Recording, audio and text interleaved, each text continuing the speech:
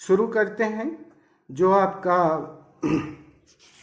पहला प्रश्न है कि प्रतिबिंब प्रकार का होता है, ब्लैंक से कितने प्रकार का होता है? तो 2 प्रकार का होता है या 3 प्रकार का होता है या 1 प्रकार का होता है? तो आपको इसमें से इस क्वेश्चन में कोई एक ऑप्शन सिलेक्ट करना है कि इनमें से कोई नहीं है, इस तरह का डी सेक्शन रहेगा। तो आप सोचो कि प्रतिबिंब कितने प्रकार का होता है। तो प्रतिबिंब बच्चों 2 प्रकार के होते हैं। कौन कौन? एक वास्तविक और एक काल्पनिक। तो ये ऑप्शन सही है।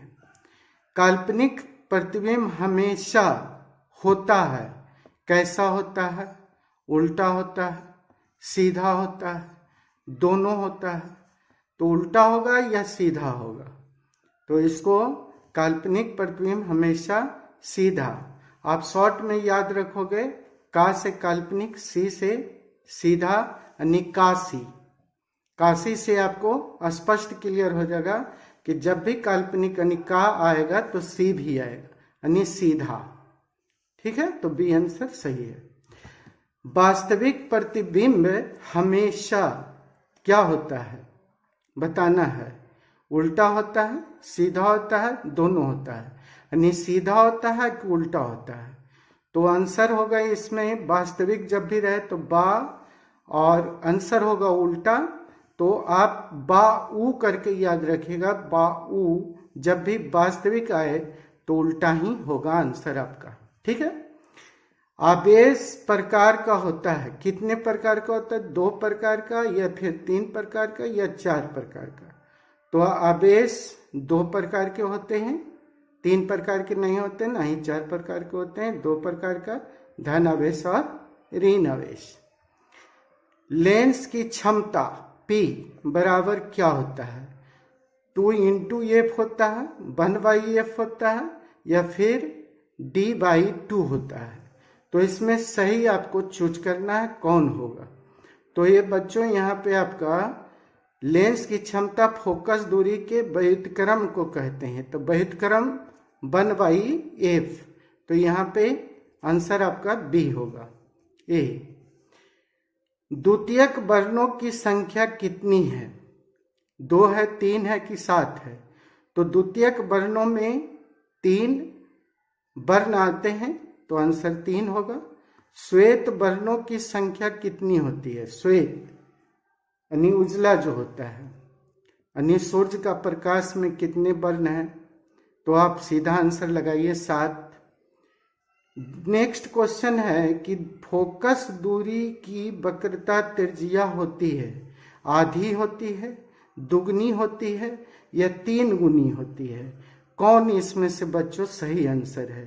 तो आपको इसमें आधी होगा कि दुगनी होगा कि 3 गुनी होगा? तो यहाँ पे आंसर हो जाएगा बच्चों, फोकस दूरी वक्रता त्रिज्या की आधी होती है। श्वेत प्रकाश के 7 रंगों में टूटने की क्रिया को कहते हैं, क्या कहते हैं बताइए? श्वेत प्रकाश के 7 रंगों में टूटने की क्रिया को कहते हैं, क्या कहते हैं? अपवर्तन, परावर्तन, वर्ण विक्षेपन। तो इसका सही आंसर होगा वर्ण विक्षेपन। अपवर्तन तो विरल माध्यम से सघन माध्यम, या सघन माध्यम से विरल माध्यम परिवर्तन हो गया कि प्रकाश के एक हिस्से पे पढ़कर, यह प्रकाश जब किसी सतह पे पढ़ करके लौट आता है तो उसको परावर्तन कहते हैं। अतः यहाँ पे आंसर आपका सी होगा। हजामत बनाने में हम किस दर्पण का उपयोग करते हैं? हजामत बनाने में किस दर्पण का हम उपयोग करते हैं? उत्तल का, अवतल का, या समतल का? बोलिए। तो आंसर होगा बच्चों यहाँ पे हजामत बनाने में अवतल दर्पण का हम उपयोग करते हैं। यह आपका सही आंसर है, बी। 11 क्वेश्चन नंबर है कि विद्युत तीव्रता का एसआई मात्रक है, क्या है?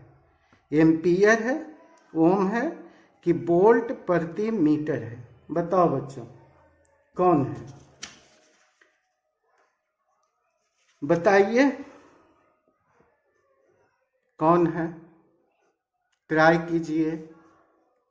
तो विद्युत तीव्रता का ये SI मात्रक एम्पियर है, ओम है, वोल्ट प्रति मीटर है। तो यहाँ पे आंसर वोल्ट प्रति मीटर होगा। मानव शरीर का प्रतिरोध होता है, कितना होता है? 25,000 ओम होता है, 20,000 ओम होता है, 30,000 ओम होता है। तो यहाँ पे आंसर हो जाएगा 30,000 ओम।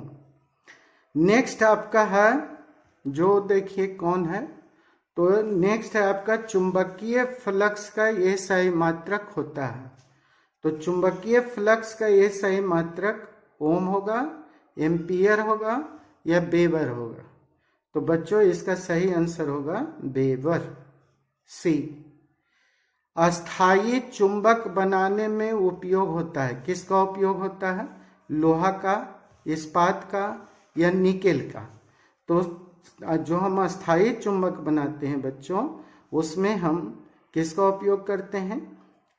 लोहा का नहीं करते हैं, निकेल का नहीं करते हैं, बल्कि हम इस्पात का करते हैं। साइड मिरर के रूप में हम किस दर्पण का हम उपयोग करते हैं? साइड मिरर के रूप में हम किस दर्पण का उपयोग करते हैं? तो इसका सही आंसर क्या होगा बच्चों? इसमें से खोजिए, सिलेक्ट कीजिए, चूज कीजिए। उत्तल होगा, पिक आउट करिए, अवतल होगा, समतल होगा। उत्तल, अवतल, समतल, कौन सा दर्पण?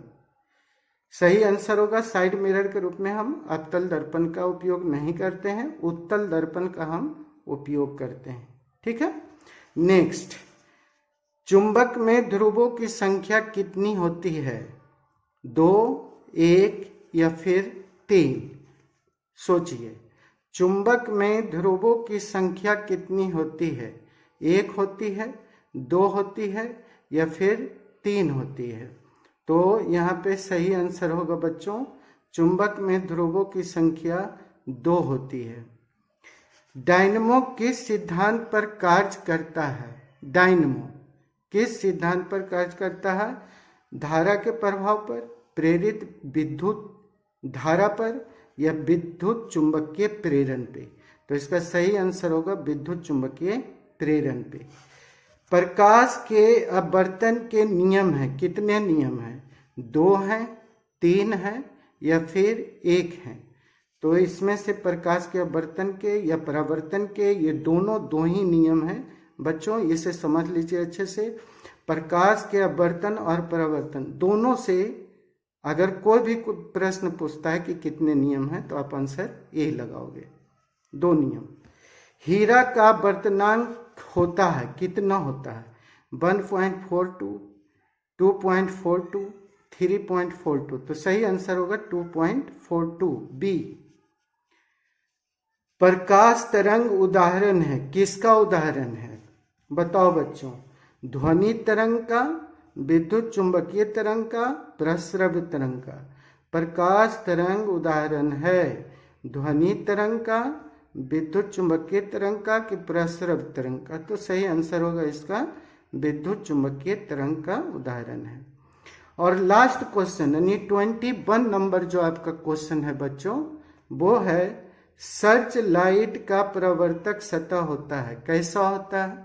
सर्च लाइट का परावर्तक सतह कैसा होता है? तो इसका आप ऑप्शन देख लो, उत्तल होगा, अवतल होगा, समतल होगा। सर्च लाइट का परावर्तक सतह कैसा होता है? आंसर उत्तल होगा, अवतल होगा कि फिर समतल होगा? आंसर होगा अवतल। तो बच्चों इस तरह से मैंने आपको टोटल इस पार्ट में, यानी पार्ट जो आपका था वो 2 था, उस 2 पार्ट में मैंने टोटल आपको कितने क्वेश्चन करवाए? याद कीजिए, 21। तो 21 क्वेश्चन हमने आपको करवाया। आप इस वीडियो को अच्छे से देखो, बार बार देखो, याद करो, पसंद आए लाइक करो, सब्सक्राइब करो, कमेंट करो, दोस्तों में शेयर करो। आपके परीक्षा के लिए है, हमारी जो ये मेहनत है आप पर निर्भर करती है। आप अच्छे मार्क्स लाओगे, हमारी मेहनत सफल हो जाएगी। आपकी सफलता हमारी कामयाबी है और आपसे ही हम मोटिवेट होंगे। तो इस नज़र से आप हमें लाइक भी करो, सब्सक्राइब करो, कमेंट करो। किसी तरह का कोई प्रॉब्लम है तो बोलिए, हम उसको सॉल्व करेंगे। धन्यवाद बच्चों।